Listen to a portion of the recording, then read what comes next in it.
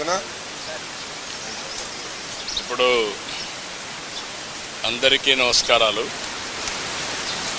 ఈరోజు Krishna, Guntur, east Godavari, west Godavari, పాత జిల్లాల్లో గ్రాడ్యుయేట్స్ కాన్స్టిట్యున్సీ ఎలక్షన్ జరుగుతున్నాయి.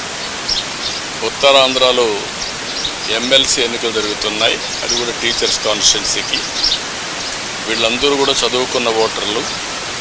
నేను అందరికీ ఒకటే విజ్ఞప్తి చేస్తున్నా, ఓటు వేయడం అనేది మన బాధ్యత. ప్రతి ఒక్కరూ కూడా మీ ఓటు హక్కుని ఉపయోగించుకునే బాధ్యత నెరవేర్చాల్సిన అవసరం ఉంది. భారతదేశం ఒక పెద్ద ప్రజాస్వామ్యం. ఈ ప్రజాస్వామ్య దేశంలో ఓటు అనేది ఒక పెద్ద ఆయుధం.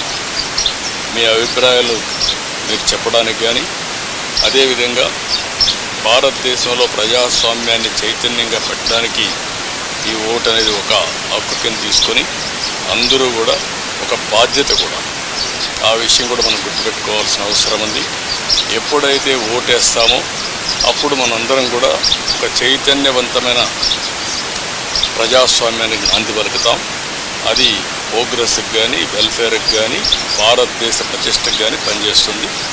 ఈ ఓటు హక్కు అనేది ప్రతి ఒక్కరూ ఉపయోగించుకోవాల్సిందిగా ప్రతి ఒక్కరికి విజ్ఞప్తి చేస్తుంది.